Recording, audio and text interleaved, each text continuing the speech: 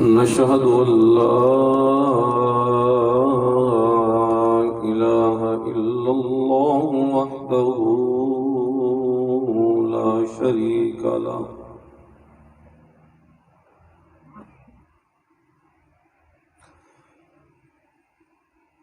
ونشهد أن سيدنا وسندنا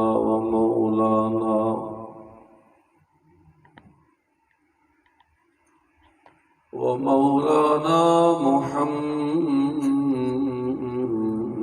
محمدا عبده ورسوله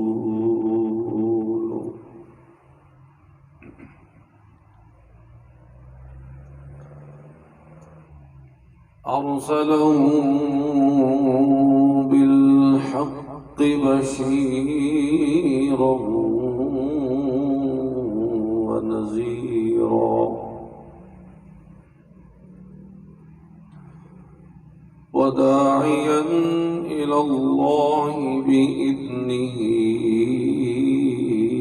وسراجا منيرا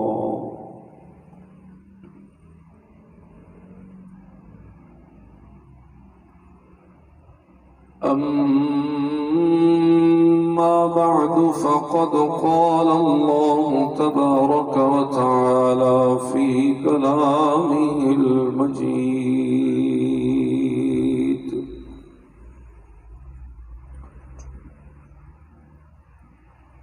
أعوذ بالله من الشيطان الرجيم بسم الله الرحمن الرحيم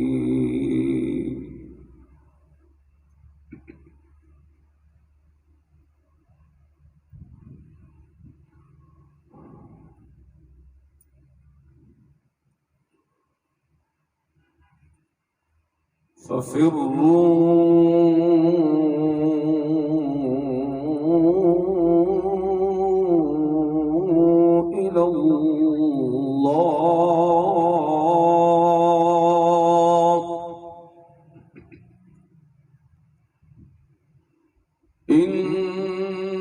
إني لكم منه نذير مبين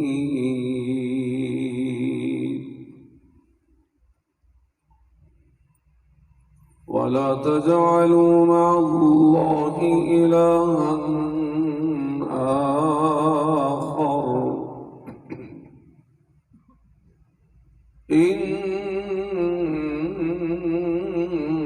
إني لكم منه نذير مبين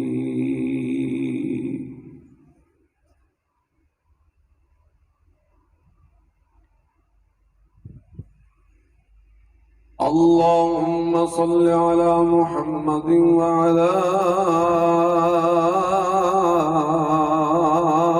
آل محمد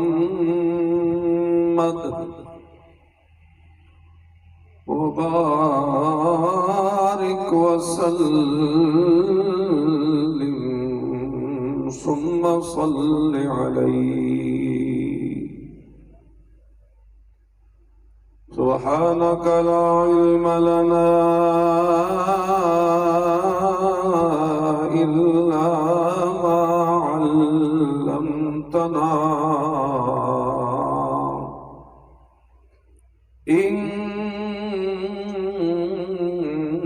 إنك أنت العليم الحكيم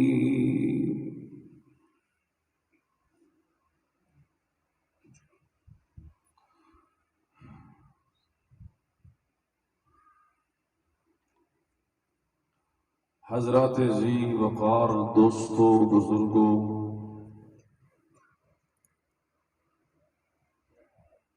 اور میرے نوجوان بھائیوں ساتھیوں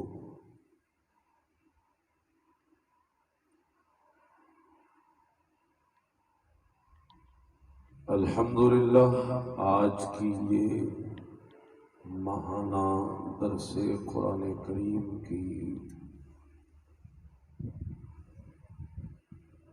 افتتاحی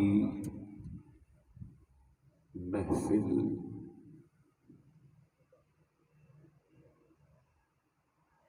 ہمارے بہت ہی معزز محترم بلکہ ہمارے محسن حضرت قاری عبدالغفور صاحب کی زیر سرپرستی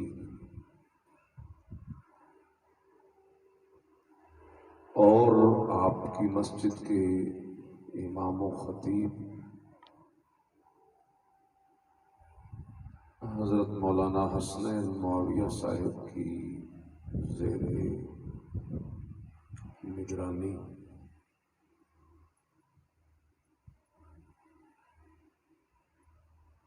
الحمدللہ اپنی پوری آب و تاب کے ساتھ پوری رونق کے ساتھ انعقاد پذیر ہے۔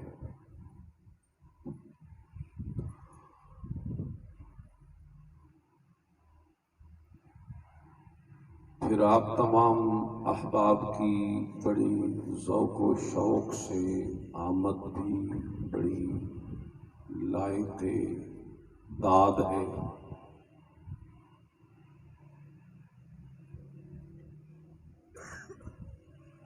بلکہ دوسرے لفظوں میں یوں کہیے کہ قابل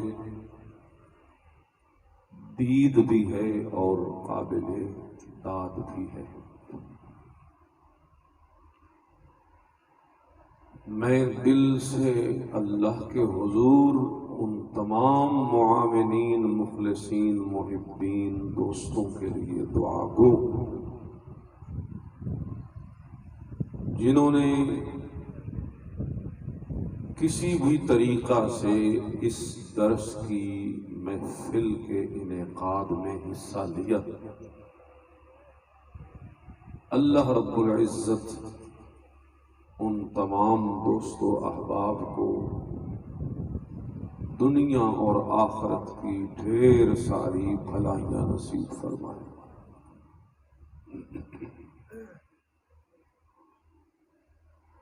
اس دور میں ایسی محافل کے انعقاد کرنے والے نوجوان بہت تھوڑے ہوتے ہیں۔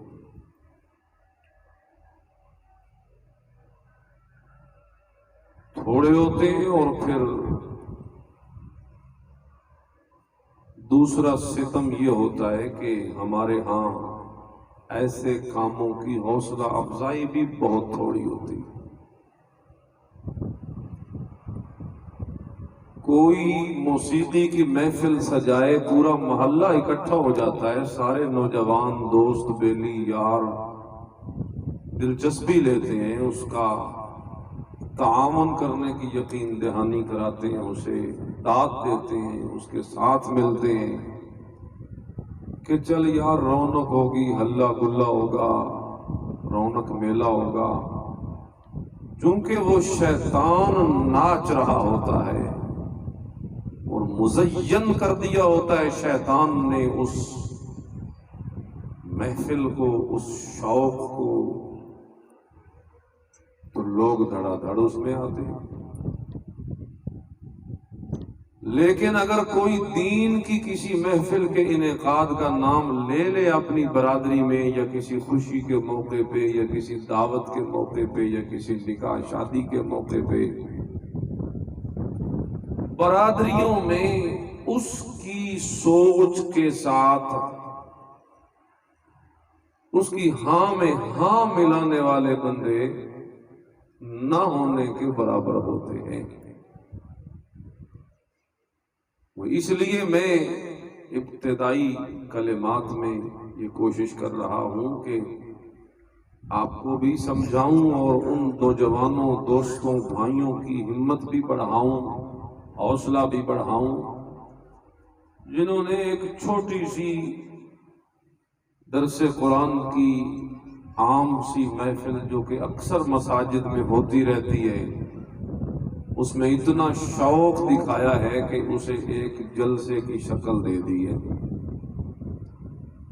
اس لیے میرے دل سے دعا نکل رہی ہے، اللہ رب العزت میرے ان بھائیوں کی محنتوں کو قبول فرمائے اور اس شوق میں اللہ مزید ترقیاں نصیب فرمائے، اور ایسی چیزوں کی نقالی کرنے کی اللہ ہم سب کو توفیق نصیب فرمائے۔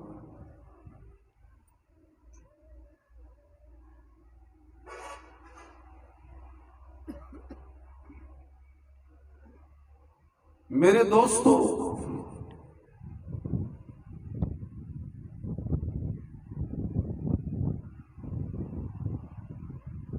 بے راہ روی کے اس دور میں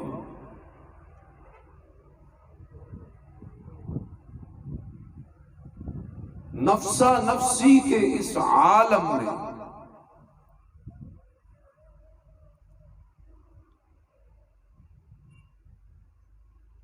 بے امنی اور بے سکونی کے اس زمانے میں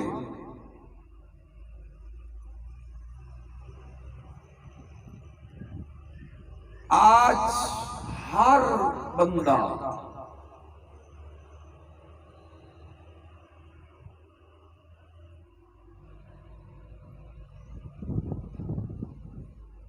اکثر طور پہ، عام طور پہ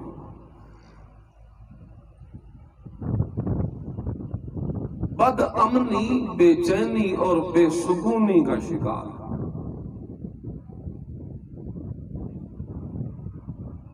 حالانکہ دور ہے بڑی سائنسی ترقی کا، ایجادات کا، مشینریوں نے سارا کام وہ جو پہلے انسان کرتے تھے اپنے ذمے لے لیا ہے۔ آسائشیں، سہولتیں نت نئی انسان کو میسر آ رہی ہیں۔ دنیا کی رونقیں، محلات، رہائشیں، رہن سہن، کھانا پینا، میل جول، ملاقاتیں، رشتے ناتے، ان تمام چیزوں میں دن بدن نئی سے نئی رنگینی پیدا ہو رہی ہے۔ لیکن عجیب بات ہے کہ ان تمام چیزوں کے میسر ہونے کے باوجود دلوں سے سکون ختم ہوتا جا رہا ہے۔ دل بے سکون ہو رہا ہے، ہر بندہ بے فکر سا ہے، بے چین سا ہے، ہر بندے کو کوئی نہ کوئی روگ ہے، کوئی نہ کوئی ٹینشن ہے، کوئی نہ کوئی فکر ہے، اور اس کے جو معاملات ہیں، ہر بندہ اپنی جگہ پہ پریشان ہے کہ معاملات درست نہیں رہے، چاہے وہ کوئی چھوٹی سی ایک ریڑھی والا ہے یا کوئی بڑے سے بڑا تاجر ہے۔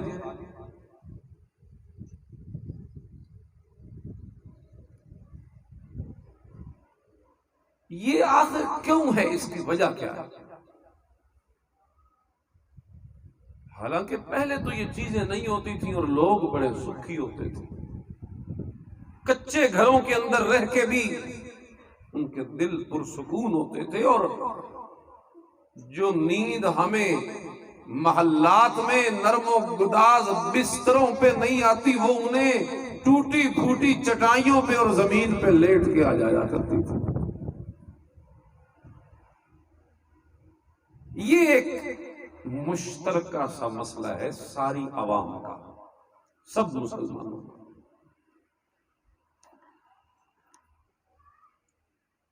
آج ہم اس پہ تھوڑی سی بحث کریں گے کہ اس کی وجہ کیا ہے اور اس کا حل کیسے ممکن ہے۔ وجہ اگر اس کی دیکھی جائے تو سب سے بڑی وجہ اس کی جو ہے نا، وہ ہے دین سے دوری۔ دین سے دوری۔ انسان دین سے دور، ہر چیز سے بڑا قریب ہے، لیکن دوسرے لفظوں میں یوں کہیے کہ اپنے اللہ سے بڑا دور جا چکا ہے۔ حالانکہ اس پوری کائنات میں سب سے زیادہ نزدیک اگر کوئی بستا ہے اس انسان کے تو وہ کون ہے؟ نحن اقرب الیہ من حبل الورید، نحن اقرب الیہ من حبل الورید۔ یہ جو رگ جان ہے نا، یہ شاہ رگ، اللہ فرماتے ہیں ہم تیری اس رگ جان سے بھی تیرے زیادہ قریب ہیں، اتنی یہ قریب نہیں تیرے اتنے ہم تیرے قریب۔ لیکن وہی رب جو کہتا ہے نحن اقرب الیہ من حبل الورید، وہ خود کہتا ہے ففروا الی اللہ، بھاگو اللہ کی طرف، لپکو اللہ کی طرف، دوڑو اللہ کی طرف۔ اگر وہ قریب ہے تو پھر دوڑ کے کدھر جانا ہے؟ سوال ہے۔ ادھر سے کہتا ہے میں رگ سے بھی زیادہ قریب ہوں، اور پھر کہتا ہے بھاگو اپنے رب کی طرف، دوڑو اپنے اللہ کی طرف۔ یہ کیوں کہتا ہے؟ اس کی وجہ یہ ہے کہ جو اللہ کا قرب ہے نا، اللہ کا قرب، اللہ کا قرب کوئی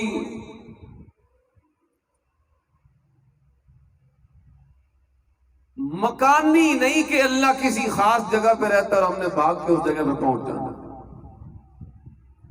اللہ کا جو قرب ہے نا، یہ ایک روحانی کیفیت ہے۔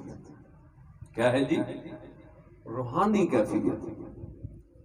اور یہ روحانی کیفیت اتنے تک کبھی پیدا نہیں ہو سکتی انسان کے دل کے اندر جتنے تک وہ اپنی تمام سوچوں میں سے سب سے زیادہ تیز سوچ اللہ کے متعلق رکھے۔ آج دنیا میں انسان مختلف فکریں دن بدن ترقی کے تنزلی آ رہی، آگے کی بجائے بندہ پیچھے ہٹ رہا ہے۔ جو عمر آگے سے آگے بڑھتی جا رہی ہے، وہ رب کا جو قرب تھا نا انسان کو پہلے، اس میں ترقی ہونے کے بجائے الٹا دوری پیدا ہو رہی ہے۔ یہ سب سے بڑا المیہ ہے ہمارا۔ اور آج کی ان تمام بے سکونیوں کی اور بے فکریوں کی، بے چینیوں کی، بدامنیوں کی اور بے سکونیوں کی جڑ اصل یہ ہے کہ جب ہم نے اپنے دل سے اللہ کی یاد کو باہر نکال دیا ہے، اللہ نے سارے جہان کے غم ہمارے دل میں ڈال دیا۔ اور اگر ہم اللہ تعالیٰ کی یاد کو اپنے دل میں بسائیں، اللہ سارے جہان کی فکریں ہمارے دلوں سے باہر نکال دیں۔ ہم نے خود اپنی قسمت کا فیصلہ کرنا ہے۔ اللہ یوں کسی کو مجبور محض نہیں کر دیتے، اللہ تبارک و تعالی نے انسان کے اختیار پہ چھوڑ دیا۔ فمن شاء منکم فلیؤمن ومن شاء فلیکفر، تم میں سے جو چاہے تو ایمان لائے اور جو چاہے تو کافر رہے، یہ تیرے اختیار پہ چھوڑ دیا۔ کوئی مجبور محض نہیں انسان، ان چیزوں میں اللہ نے انسان کو مختار بنا دیا۔ ہدیناہ النجدین، رستے دکھا دیے، اور رستوں کے دکھانے کے بعد انبیاء کی تعلیمات کے ذریعے اس کا نمونہ اور اسوہ حسنہ ایک نقشہ وہ پیش کر دیا۔ سارے انتظامات کر دینے کے بعد عقل دے دی، دماغ دے دیا، نظر دے دی، فکر دے دی، زبان دے دی، سماعت دے دی، کانوں سے سن کے مجھے پہچان، آنکھوں سے دیکھ کے مجھے پہچان، زبان سے بول کے پوچھ کے سمجھ کے مجھے پہچان۔ یہ تمام تمام تمام طریقے اور تمام اسباب اللہ نے جمع کر دیے ہیں۔ پھر علوم وحی قرآن کی شکل میں وہ ہمارے درمیان رکھ چھوڑا ہے۔ پھر اس علوم وحی پہ عمل کرنے کا طریقہ سنت نبوی کے ذریعے محفوظ کروا کے ہمیں دے دیا ہے۔ یہ سارے انتظام اللہ نے کر کے ہمیں دے دیے ہیں، لیکن کیا وجہ ہے؟ ساریاں شیاں ساڑے کول ہیں، لیکن امن اور سکون پھر بھی۔ اللہ اللہ اللہ اللہ، وجہ یہی ہے کہ ہم نے ان چیزوں کی فکر کو اپنے دل میں پیدا ہی نہیں کی۔ فَفِرُّوا إِلَى اللَّهِ، اللہ فرماتے ہیں اگر امن سکون چاہتا ہے میرا بندہ، اپنی زندگی بے فکر کرنا چاہتا ہے، اگر میرا بندہ اپنے دل سے تمام ٹینشنیں اور غم دور کرنا چاہتا ہے تو اب میں تجھے اس کا ایک واحد حل بتاؤں، فَفِرُّوا إِلَى اللَّهِ۔ اس کا حل یہ ہے کہ باقی تمام طلبوں میں سے، باقی تمام چاہتوں میں سے، باقی تمام دوڑوں میں سے، باقی تمام شوقوں میں سے، باقی تمام ذوقوں میں سے، باقی تمام رشتوں میں سے، باقی تمام دوستیوں میں سے، باقی تمام تعلقات میں سے سب سے بڑا تعلق، سب سے بڑی دوستی، سب سے بڑا رشتہ، سب سے بڑی دوڑ، سب سے بڑا ذوق اور سب سے بڑا شوق اور سب سے بڑی فکر اگر تو نے کرنی ہے تو پھر آ میں تجھے بتاؤں، فَفِرُّوا إِلَى اللَّهِ۔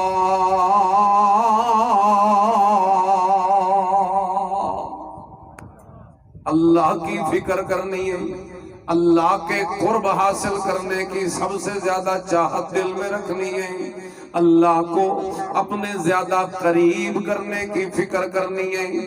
یہی وجہ ہے کہ وہ تمام فکریں اور ذوق اور شوق تو پوری جولانی اور پوری کی پوری جوانی کی کیفیت میں تو موجود ہیں، لیکن جو فکر اور جو شوق سب سے زیادہ کمزور ہو گیا تیرے میرے دل میں، وہ فکر وہی ہے جس کے سب سے زیادہ مضبوط کرنے کا اللہ تجھے اور مجھے دعوت دے رہا ہے۔ اللہ اللہ اللہ اللہ۔ اب قرآن کریم بھی تو بڑی بلیغ کتاب ہے نا، ایسی فصاحتوں اور بلاغتوں کا مجموع ہے کہ انسان کی عقل حیران ہے۔ اللہ مثال کے طور پہ کس ہدف کے لیے کتنی طلب ہم نے اپنے دل میں رکھنی ہے، یہ اللہ نے ہمیں بذریعہ قرآن پہلے سے سمجھا دیا ہے۔ بہت سارے ہدف ہیں ہماری دنیا کے اندر، ایک بڑا ہدف ہے ہمارا روزی والا، معیشت والا، روزی روٹی والا، کھانے پینے والا، دنیا کی آسائشوں والا، دنیا کی ان رونقوں کے لیے ایک بہت بڑا ہدف ہے۔ یہ وہی ہدف ہے جس کے لیے ہم بیٹوں کو جوان کرتے ہیں پال پال کر، یہ وہی ہدف ہے جس ہدف کے حصول کے لیے ٹکا ٹکا جوڑ کے ہم لے آتے ہیں اور دکان لگاتے ہیں، اپنی کوئی کاروبار سجاتے ہیں، اپنا کوئی چھوٹا موٹا نظام بناتے ہیں۔ یہ وہی ہدف ہے، اتنی دوڑ دھوپ جس کے لیے ہم نے زندگی خرچ کر دی ہے، اپنے جوان بیٹوں کو وار دیا اس ہدف کے لیے، اپنا سارا روپیہ پیسہ لگا دیا اس ہدف کے حصول کے لیے، اپنی ساری طاقتیں خرچ کر دی اس ہدف کے حصول کے لیے، اپنی ساری محنتیں لگا دی اس ہدف کے حصول کے لیے، اپنے وجود کے تمام وہ جتنی حصے اور صلاحیتیں انہیں خرچ کر دیا اس ہدف کے حصول کے لیے۔ وہ ہدف دنیا ہے، دنیا ہے، دنیا ہے اور دنیا ہے۔ ہم نے اس کے لیے ساری طاقتوں کو لگا دیا، ہم نے اس کے لیے ساری محنتوں کو لگا دیا، ہم نے اس کے لیے ساری فکروں کو لگا دیا، ہم نے اس کے لیے ساری صلاحیتوں کو لگا دیا، جبکہ اللہ کا قرآن کیا بتا رہا ہے؟ ذرا توجہ کیجئے بڑے نکتے کی بات۔ اللہ کا قرآن کہتا ہے فَمْشُوا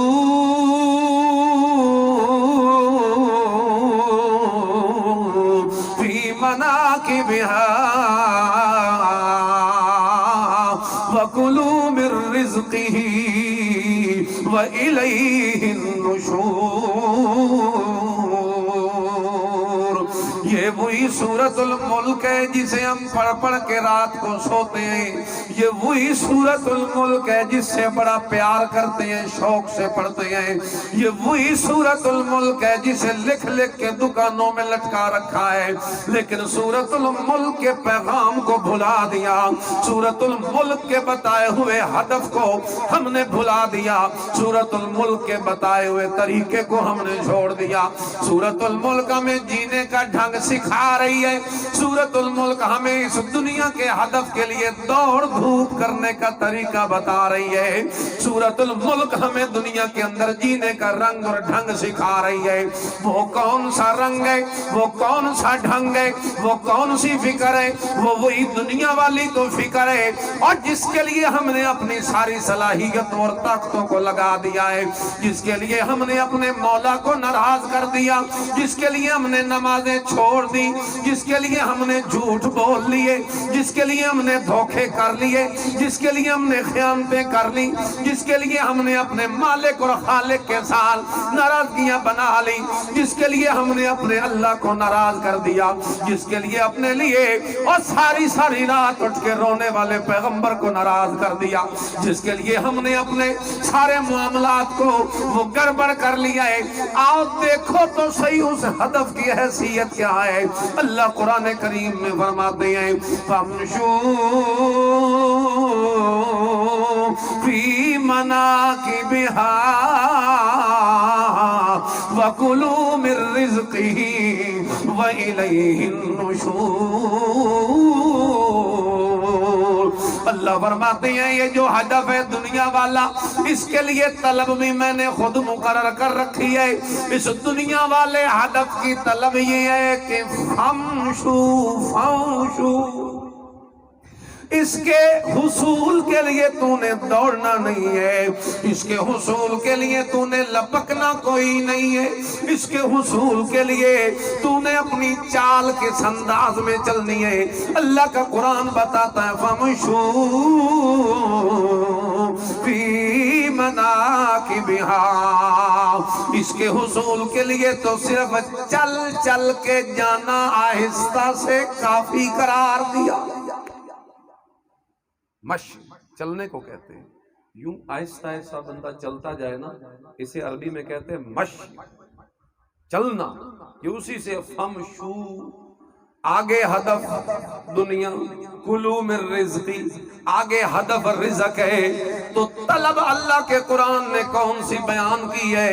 طلب اللہ کے قرآن نے جو بیان کی ہے وہ طلب جو ہے وہ یہ ہے فَامْشُوا فِي مَنَاكِبِهَا، چاہے تجھے دنیا کے اطراف عالم میں جانا پڑے، چاہے تجھے ملکوں سفر کرنا پڑے، چاہے تجھے بڑے شہروں میں جا کے مارکیٹوں میں سفر کرنا پڑے، وہاں جا کے مال خریدنا پڑے، وہاں جا کے اپنا سارا مال متاع جوڑنا پڑے، چاہے دنیا میں اپنی موڑی اکٹھی کرنے کے لیے پیسے کو جمع کرنا پڑے، چاہے تجھے اس کے لیے وقت دینا پڑے، اللہ کہتے ہیں طلب جو ہے اس کا طریقہ میں تجھے بتا رہا ہوں۔ اگر ہدف آگے دنیا ہوگی تو طلب جو ہے وہ چل چل کے جانا ہوگا، کیونکہ یہ ہدف بڑا کمزور ہے، یہ ہدف وہ ہے جو میری نظروں میں پسندیدہ کوئی نہیں ہے، یہ ہدف وہ ہے جس ہدف پہ میرے محمد نے لعنت کر دی ہے۔ آپ کو بات عجیب لگے گی لیکن میں حدیث پڑھ دیتا ہوں۔ میرے نبی نے فرمایا الدنیا ملعون، قال النبی صلی اللہ علیہ وسلم، زور سے کہو صلی اللہ علیہ وسلم۔ یہ وہی نبی ہے جس پہ درود پڑھنے کو میں کہہ رہا ہوں، جس نبی نے ہمیں جینے کے ڈھنگ سکھا دیے۔ یہ وہی نبی ہے جتنے تک نہیں آیا انسان حیوان بن کے جیتا رہا، یہ وہی نبی ہے جتنے تک نہیں آیا دنیا میں اندھیرے ہی اندھیرے تھے، لیکن جس وقت آفتاب نبوت چمک اٹھا میرے محمد الرسول اللہ صلی اللہ علیہ وسلم کا انسان کو انسان بن کے رہنے کا ڈھنگ آ گیا، دنیا میں جینے کا ڈھنگ آ گیا، دنیا کے اندر اپنی زندگی گزارنے کا ڈھنگ آ گیا، جینے کا ڈھنگ آ گیا اور رنگ آ گیا۔ اس لیے میں کہتا ہوں اپنے نبی پہ زور سے درود پڑھو، سب کہو صلی اللہ علیہ وسلم۔ اس نبی نے فرمایا جس دنیا کے لیے ساری صلاحیتیں لگا دی ہیں تو نے، الدنیا ملعون، یہ دنیا ملعون ہے، اس کے اوپر اللہ نے لعنت کر رکھی ہے، وَمَلْعُونٌ مَا فِيهَا، اور جو کچھ دنیا کی زندگی کے اندر موجود ہے اس ساری چیزوں پہ بھی اللہ نے لعنت کر رکھی ہے۔ ہاں مگر جو چیزیں لعنت سے اللہ نے بچائی ہیں وہ بھی میرے پیغمبر نے بتا دی ہیں، فرمایا اِلَّا ذِكْرُ اللَّهِ وَمَا وَالَاهُ، اس دنیا کی لعنت سے بچی ہوئی کوئی چیز اگر ہے تو اللہ کی یاد ہے۔ اللہ کی یاد جن چیزوں سے پیدا ہوتی ہے وہ چیزیں تو بچی ہوئی ہیں اللہ کی لعنت سے۔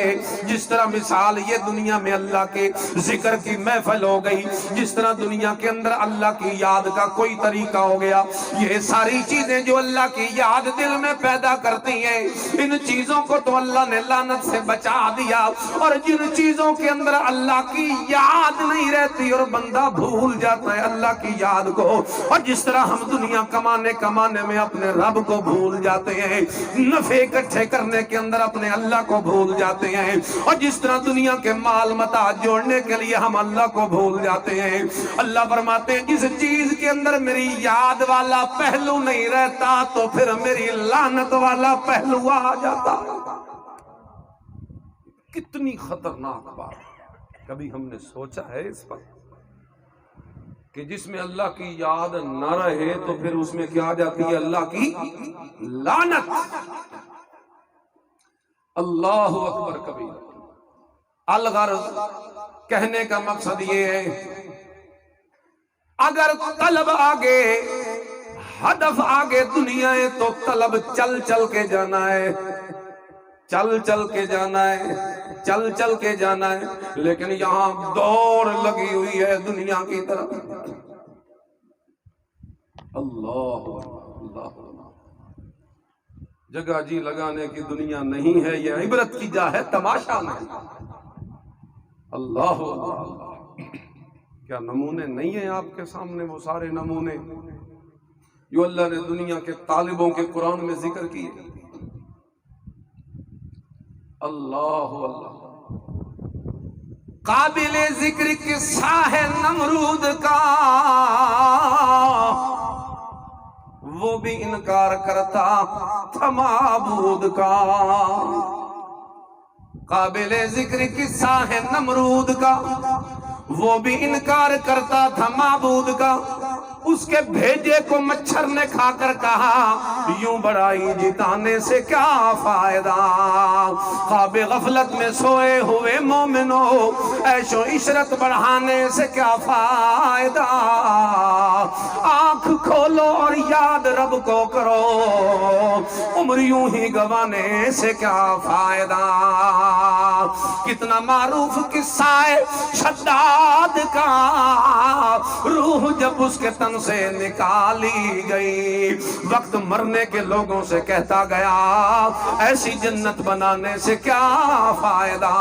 وہ جو دنیا کے اندر سونے چاندی کی دولتیں اکٹھی کر کر کے محل بنایا، اور پھر جس وقت اس کے اندر جانے لگا اور سینکڑوں سالوں کی محنت کے بعد جس وقت اس سونے چاندی کے محل میں داخل ہونے کے لیے گھوڑے پہ سوار ہوا، ابھی گھوڑے کا ایک قدم محل کے دروازے کے اوپر آیا ہے اور دوسرا سارا جسم اور قدم باہر ہے گھوڑے کا۔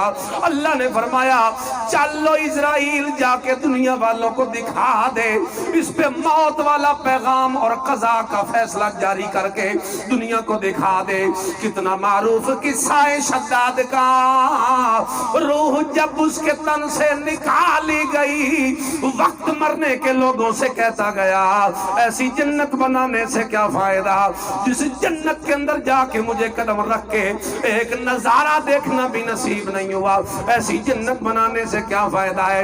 اوہ جنت یہ نہیں جو دنیا جوڑ جوڑ کے بناتے ہو، بنگلے یہ نہیں جو دنیا جوڑ جوڑ کے بناتے ہو، محل یہ نہیں جو جھوٹ بول بول کے بناتے ہو، یہ کوئی شے نہیں، اصل تو وہ جنت ہے جس کے لیے اللہ کریم قرآن کریم میں فرماتے ہیں سارعوا الى مغفرۃ من ربکم وجنۃ عرضها السماوات والارض اعدت للمتقین۔ اللہ فرماتے ہیں اب دیکھو آگے وہ ہدف جو ہے وہ بدل گیا، پہلے ہدف دنیا تھی تو طلب میں نے رکھی چل چل کے جانا ہے، دھیان کر کے جانا ہے، وہ بھی کرنا ہے اور اللہ کو بھی یاد رکھنا ہے، کام بھی کرنے اور نماز بھی پڑھنی ہے، دنیا کا کاروبار بھی چلانا ہے اور قرآن کی تلاوت بھی کرنی ہے، دنیا میں مال اکٹھا بھی کرنا ہے اور اپنے لیے آخرت کا خزانہ عبادت والا بھی اکٹھا کرنا ہے۔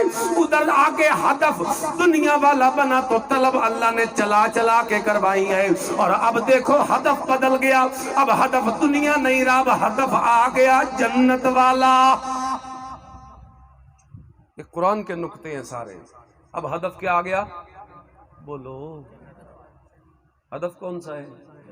سارے جانا چاہتے ہو نا، ہاتھ کھڑا کرو، کوئی نہیں رہنا چاہتا۔ اللہ اب ہدف جنت والا تو طلب دیکھو فوری اللہ نے لفظ بدل دیے، ہدف جنت کو بنایا تو طلب بھی کیسی بدل کے رکھ دی۔ اب یہ نہیں کہا آگے جنت ہے تو چل چل کے جاؤ، اور جس طرح دنیا میں کہا تھا کہ آگے دنیا ہے تو چل چل کے جاؤ، اب آگے جنت آ گئی ہے تو ہدف کے لیے طلب بھی بدل چھوڑی۔ اب اللہ فرماتے ہیں سارعوا الی مغفرۃ من ربکم وجنات، اب آگے جنت ہے تو پھر اب تم نے سارعوا سرعت سے ہے، وہ تیزی جس کو کہتے ہو، وہ دوڑ دھوپ جسے کہتے ہو، بھاگ بھاگ کے جانا جسے کہتے ہو، لپک لپک کے جانا جسے کہتے ہو، اللہ فرماتے ہیں اب آگے چونکہ طلب جو ہے وہ میں نے جنت رکھ دی ہے تو پیچھے ہدف جنت رکھی ہے تو طلب کو میں نے بڑھا دیا، رفتار کو تھوڑا تیز کرو کیونکہ آگے جنت آ رہی ہے، اب لپک لپک کے جاؤ کیونکہ آگے جنت آ رہی ہے، اب رات کی نیند بھی چھوڑنی پڑے تو چھوڑ دو کیونکہ آگے جنت آ رہی ہے، اب تہجد کے لیے اٹھنا بھی گوارا نہ ہو پھر بھی اٹھ جاؤ کیونکہ آگے جنت مل رہی ہے، اب تھکا ہوا جسم ہے لیکن قرآن کی تلاوت کر لو کیونکہ آگے جنت رکھی ہوئی ہے، اب روزے کے لیے بھوک کی شدت ہوتی ہے لیکن رکھ لو کیونکہ آگے جنت آئی ہوئی ہے، اب جناب رات میں تراویح کے لیے تھک جاتے ہو لیکن کوئی بات نہیں اٹھ کے پڑھ لو کیونکہ آگے جنت کھڑی ہوئی ہے، اب جناب اپنے مال میں سے اپنے جوڑے ہوئے اور کمائے ہوئے پیسے میں سے جو نکال نکال کے دینا بڑا مشکل لگتا ہے لیکن دے دو زکوٰۃ اور عشر اور صدقہ خیرات کر لو کیونکہ آگے جنت کی طلب رکھی ہوئی ہے، جس وقت آگے جنت آئی اس جنت والے ہدف کے اوپر وقت کو بھی قربان کر دیا، اس جنت والے ہدف کے اوپر اپنی ساری محنتوں کو بھی قربان کروا دیا، اس جنت والے ہدف کے اوپر رات کی نیند کو بھی قربان کر دیا، اس جنت والے ہدف کے اوپر دنیا کے مال کو بھی قربان کر دیا، اس جنت والے ہدف کے اوپر اولاد کو بھی قربان کروا دیا، اس جنت والے ہدف کے اوپر ساری دنیا کو قربان کروا کے اللہ پیغام دیتا ہے جب ہدف اچھا ہو تو طلب زیادہ ہوتی ہے اور جب ہدف کمزور ہو تو طلب بھی کمزور ہونی چاہیے۔ ہدف کمزور ہو تو طلب بھی کمزور رکھو، دنیا کی کوئی حیثیت نہیں، ملعون ہے، ٹیشو پیپر ہے، ٹیشو کیوں لیتے ہو؟ ایک ضرورت ہوتی ہے نا، تھوک ڈالنی ہوتی ہے، کسی وجہ سے پسینہ صاف کرنا ہوتا ہے یا کوئی پاکی حاصل کرنی ہوتی ہے، ضرورت پوری ہو جائے تو یوں کر کے کیسے پھینکتے ہو؟ بس تیری اب ضرورت نہیں، کیونکہ تیری ضرورت پوری ہو گئی۔ جو تجھ سے کام لینا تھا وہ میں نے لے لیا، اب تجھے سنبھال کے رکھنے کی کیا ضرورت؟ اب تجھے ڈبوں میں بند کرنے کی رکھنے کی کیا ضرورت؟ تیری جتنی ساری حیثیت ہے تیری جگہ بھی وہی بنے گی جب دنیا ملعون ہے، اللہ کی نگاہوں میں مچھر کے پر سے بھی زیادہ ذلیل ہے، تو پھر اسے کیوں ہم نے اپنے دلوں میں بسا کے رکھا ہوا ہے؟ اور دل تو اللہ کا گھر تھا۔ اللہ اکبر کبیرہ حدیث قدسی کا مفہوم ہے، میں اکثر سناتا رہتا ہوں۔ میرا رب کہتا ہے میں اتنا بڑا وسیع اللہ اکبر کبیرہ ساری کائنات سے بڑا رب ہوں، ساری کائنات سے بڑا ہوں، ساری کائنات سے اعلیٰ ہوں، ساری کائنات سے عرفہ ہوں، ساری کائنات سے بلند ہوں، ساری کائنات سے بالا ہوں، لیکن میں یہ کہتا ہوں کہ میں اتنا بڑا ہوں کہ آسمانوں کی وسعتوں میں بھی نہیں آتا، میں اتنا بڑا ہوں کہ زمین کی وسعتوں میں بھی پورا نہیں آتا، لیکن اگر کوئی بندہ مومن مجھے اپنے دل میں بسانا چاہے، میں عرشوں کا رب اعلان کر رہا ہوں کہ میں بندہ مومن کے دل میں سما جاتا ہوں۔ میں بندہ مومن کے دل میں ایک گھر کس کا؟ بولو گھر کس کا؟ یہ گھر اللہ کا، اور رکھا ہوا ہم نے اس میں گندگی کو۔ گھر اللہ کا اور لایا ہوا اس میں دنیا کو، جس کی حیثیت مچھر کے پر کے برابر نہیں ہے، جو ملعون ہے، جس پہ لعنت کر دی گئی ہے، جس کے لیے حکم بھی یہ تھا کہ جتنی ضرورت ہے بس اتنی لو، اس سے زیادہ نہ لو، جمع نہ کرو۔ الہاکم التکاثر حتی زرتم المقابر ویل لکل ہمزہ لمزہ الذی جمع مالا وعددا۔ اللہ کہتے ہیں ہلاکت ہے اس کے لیے جو مال جمع کرتا ہے اور پھر بیٹھ کے گنتا ہے۔ اس گننے میں تو دل میں محبت پیدا ہوتی ہے پیسے کی۔ اللہ کہتے ہیں جو بیٹھ کے گنتا ہے اور جمع کرتا ہے مال، اس کے لیے تو ہلاکت رکھتی ہے۔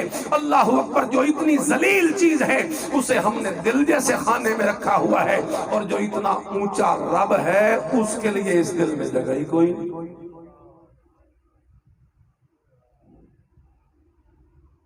یہ سوچن دی گلاں، یہ سوچنے کی باتیں، اور ان پہ ہم نے عمل کرنا ہے، اصلاح کرنی۔ کیسا اللہ کے قرآن نے طریقہ بتایا۔ اللہ اکبر کبیرہ۔ ادھر کہا فمشو، آگے دنیا تو چل کے جاؤ، ادھر آگے جنت رکھی تو طلب تیز کر دی۔ اور جو میں نے آیت پڑھی ہے اتھے تب ہدف بہت بڑا، جو میں نے آیت پڑھی ہے یہاں تو ہدف بہت بڑا ہے۔ اے جنت تو بھی بڑا ہدف ہے۔ تسا سوچے سو جنت تو بڑا ہدف کیڑا ہے؟ اللہ اللہ۔ اور اصل تا ساڈا ہدف ہے ہی وہ کون سا ہے؟ اللہ کہتے ہیں فَفِرُّوا إِلَى اللَّهِ۔ اب آگے ہدف کون ہے؟ دنیا بھی نہیں، جنت بھی نہیں، بلکہ خود میرا رب ہے، خود اللہ ہے۔ اب اللہ نے طلب کا اس سے بھی اگلا طریقہ بتا دیا۔ وہاں کہا تھا لب کو کیونکہ آگے جنت ہے، اور یہاں کہا فَفِرُّوا، دوڑ پڑو۔ اس دوڑ کے اندر اگر تمہاری جان کھپتی ہے تو کھپا دو، اس دوڑ کے اندر تمہارا مال لگتا ہے تو لگا دو، اس دوڑ کے اندر تمہاری جان کے ٹکڑے ہوتے ہیں تو کروا دو، اس دوڑ کے اندر تمہارے بچے یتیم ہوتے ہیں تو کروا دو، اس دوڑ کے اندر تمہارا سارا مال لگتا ہے تو لگا دو، کیونکہ آگے دوڑ میں اللہ کی ذات کے لیے ہے۔ جب آگے میری ذات ہے تو اس ہدف کے حاصل کرنے کے لیے اس پوری دنیا کو بھی میں اگر قربان کر دوں تو سودا پھر بھی سستا ہے، سودا پھر بھی سستا۔ تے جتھے اللہ اگو ہوئے اللہ دے ففروا، دوڑو اللہ کی طرف، دوڑو اللہ کی طرف۔ میں نے یہ موضوع اس لیے چھوڑا ہے کہ میں تھوڑا فکر مند کر دوں آپ کو، بھئی اللہ کے دس سے آتے اسی کس رفتار ہے، تھوڑا میں فکر مند کروں آپ کو۔ اے دنیا کے رولوں میں پھنسے ہوئے، دنیا کے معاملات میں ایسے الجھے ہوئے کہ اللہ کو یاد کرنے کا موقع ہی نہیں، وقت ہی نہیں۔ سوچیں ہم اور اپنے معاملات کو درست کریں۔ وقت ہے ہمارے پاس، مہلت ہے ہمارے پاس۔ اگر یہ مہلت نکل گئی تو پھر تو یہ دوبارہ موقع نہیں ملے گا۔ تو اللہ کو منانا ہے تو اس کا کیا طریقہ ہے؟ کہیں اللہ کسی جگہ پہ بیٹھا تو نہیں کہ جا کے اس سے سلام علیکم کر لیں گے، ہیں کوئی رسائی صلح کے لیے کچھ 4 بندے لے کے جانے پڑیں گے، وہ ایسا حساب تو نہیں۔ اللہ کو راضی کرنا ہے تو اللہ کے دین کو اپنا بنا، ان تنصر اللہ ینصرکم، اگر تم اس کے دین کی مدد کرو گے تو وہ تمہاری مدد کرے گا۔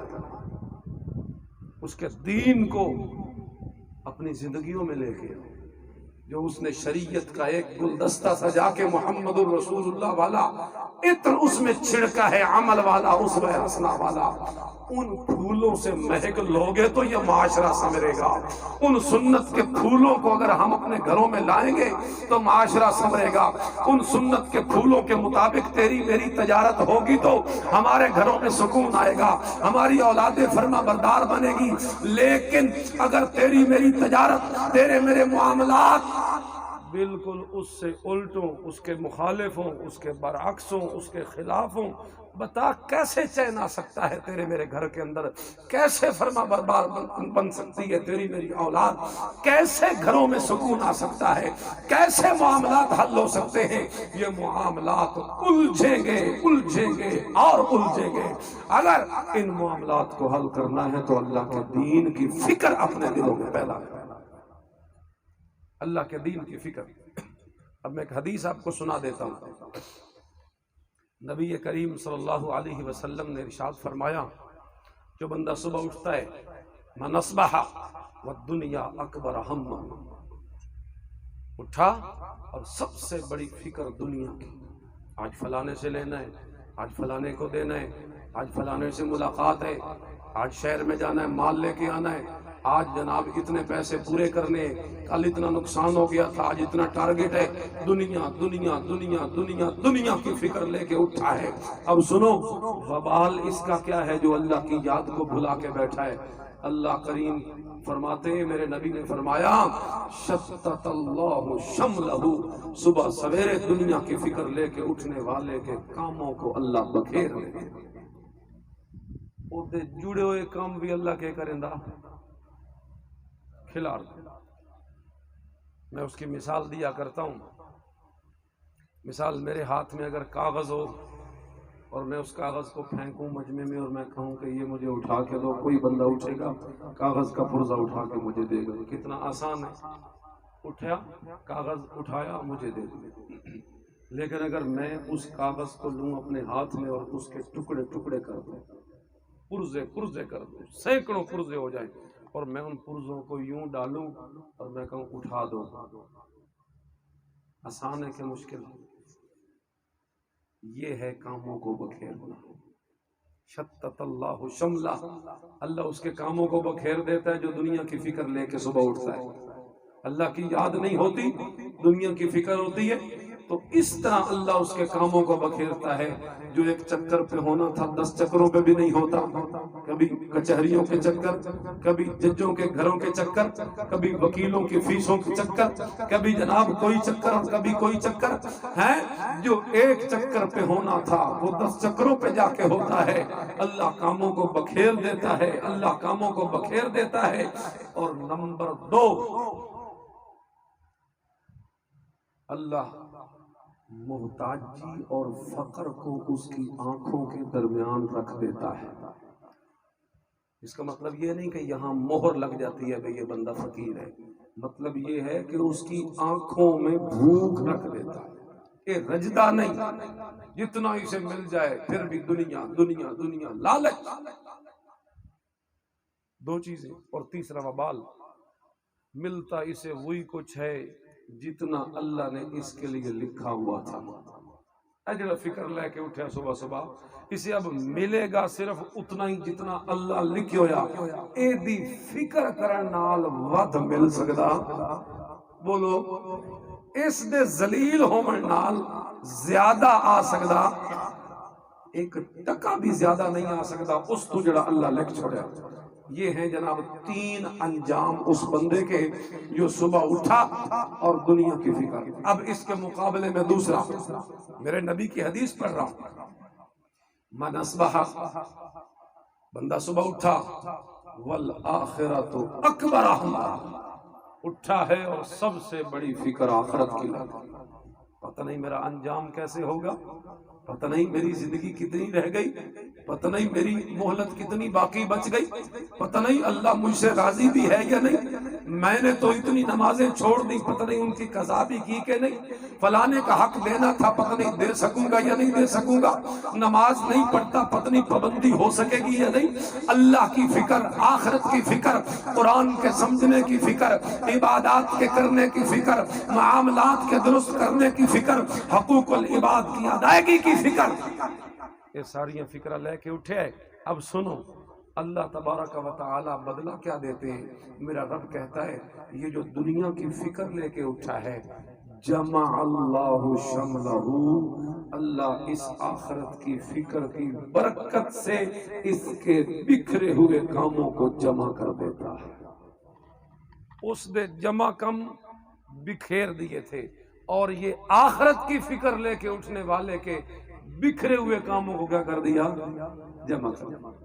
جیڑا دا دیاڑے چومڑائی کم وہ ایک دن میں کروا دیا، جو 20 چکروں پہ ہونا تھا وہ 2 چکروں پہ کروا دیا۔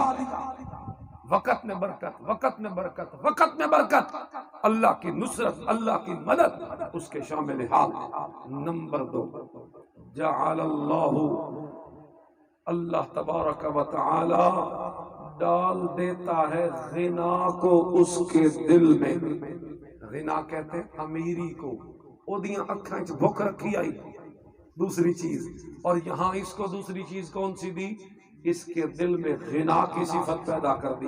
اور غنا ہوتا بھی ہوئی ہے جو دل سے ہو۔ بندے کو روپیہ پیسہ بڑا ہوئے تے دل امیر نہ ہوئے، اس بندے والا بھی حال ہے، پیسہ بڑا ہے لیکن دل کنجوس ہے۔ اب جب کوئی کہیں مانگنے والا کوئی آتا ہے یہ نہیں دے سکتا کہ دل جو کنجوس ہے۔ کوئی اللہ تعالیٰ کی طرف سے کوئی ایسا تقاضا ہو، مسجد کا، مدرسے کا، کسی غریب کا، کسی نادار کا، کسی جہاد کا، کسی درس کا، کوئی قرآن کا، کوئی کسی ایمان کا، کوئی معاملہ ہو، نہیں دے سکتا۔ کیوں؟ دل غریب ہویا پیا، دلوں کنجوس ہے، لیکن جس کا دل امیر ہے وہ دیکھو تھوڑا بھی ہوئے وہ پھر بھی اپنا مال حاضر کر دیتا ہے، کیونکہ دل بھی اصل چیز تو دل میں ہے کہ دل میں غنا آ جائے، دل سے وہ چیزیں نکل جائیں۔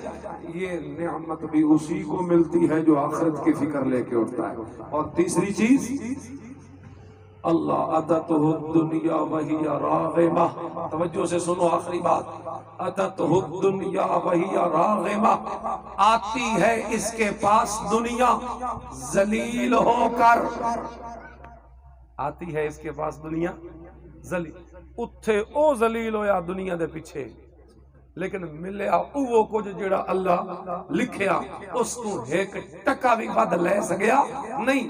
اتھے دنیا دی فکر دل وچ پالی تے اللہ نو بھلایا تے ایک ٹکا بھی ود نہیں لے سکیا۔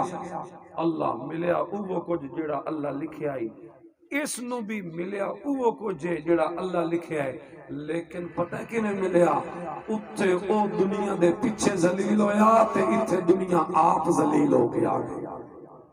اتھے دنیا دارالعلوم دیوبند ہے نا، اج اس سے ہماری نسبت ہے۔ اللہ اللہ، اس کے جو بانی ہے نا مولانا قاسم نانوتوی، سب کہو رحمت اللہ تعالی، یہ طلبہ کو پڑھا رہے تھے حدیث کا سبق۔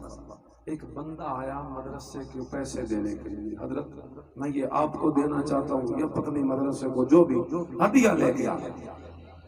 حضرت سے فرمایا بھائی فی الحال ہمارا نظام ٹھیک چل رہا ہے، یوں ہمیں ضرورت نہیں ہوتی کہ پیسہ جوڑ کے رکھتے جائیں، اے جلے مک گئے تھے اللہ اور بندوبست کر دے سی، فی الحال ہمیں ہمارے مدرسے کو ضرورت ہے کہیں اور دے گا۔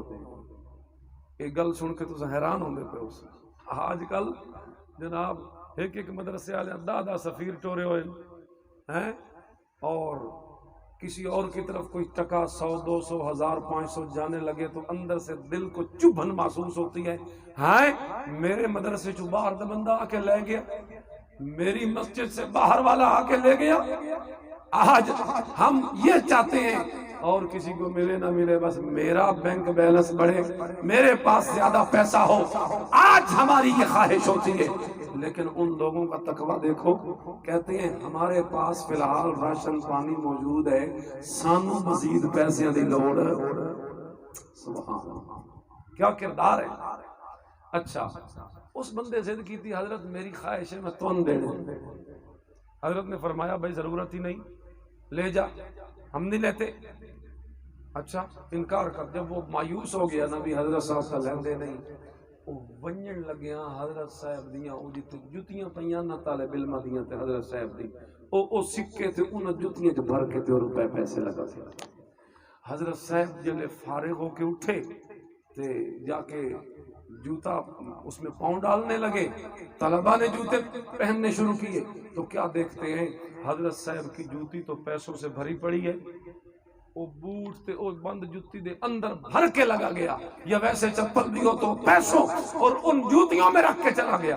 اللہ، حضرت صاحب دیکھا اور مسکرائے اور کہا لوگو، وہ تم دنیا کے پیچھے بھاگتے ہو اور ذلیل ہوتے ہو، سارا وقت بھی دیتے ہو، ساری محنت بھی کرتے ہو، لیکن پھر بھی 1% زیادہ نہیں مل سکتا جو اللہ نے لکھا ہے۔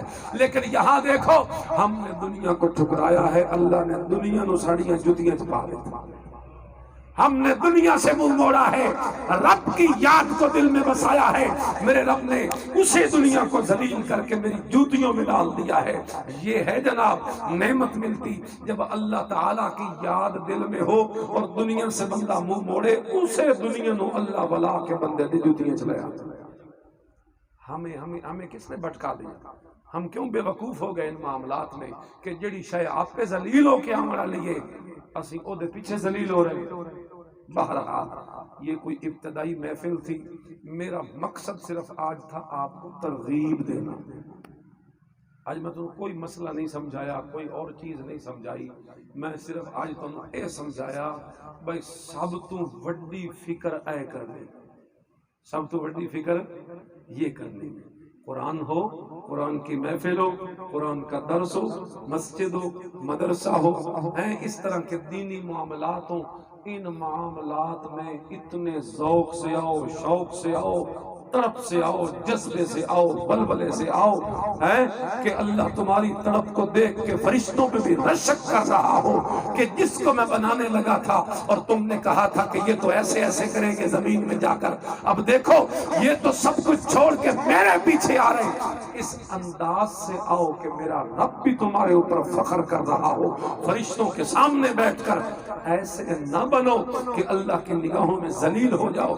بس پھر جب یہاں آنا شروع کرو گے، بچوں کو لاؤ گے، خود آؤ گے، خواتین کو سناؤ گے، ان چیزوں کے شوق اپنے دلوں میں پیدا کرو گے، دین آئے گا، دین آئے گا، قرآن آئے گا، مسئلے بھی معلوم ہو جائیں گے، عقیدے بھی سمجھ جاؤ گے، ایمان بھی پکا ہو جائے گا، معاملات بھی بہتر ہو جائیں گے، اخلاق بھی سچے ہو جائیں گے، سچے ہو جائیں گے، نکھر جائیں گے، ظاہر بھی چمک جائے گا اور باطن بھی انشاءاللہ چمک جائے گا۔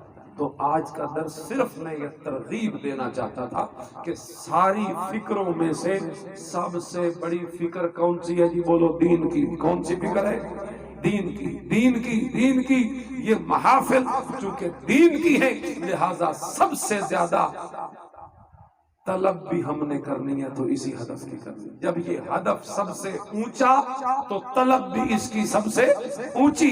دنیا ہدف سب سے کمزور اور ذلیل اور چھوٹا تو اس کے لیے طلب بھی سب سے چھوٹی، اور آخرت اور جنت اور میرا اللہ اور میرا رب اور مسجد اور مدرسہ اور قرآن اور درس اور ایمان، یہ طلب بھی سب سے اونچی تو اس کی فکر بھی سب سے اونچی۔ اللہ مجھے آپ کو اس پہ عمل کی توفیق نصیب فرمائے۔ وآخر دعوانا ان الحمدللہ رب العالمین۔ انشاءاللہ تعالی یہ درس ہر مہینے ہوا کرے گا۔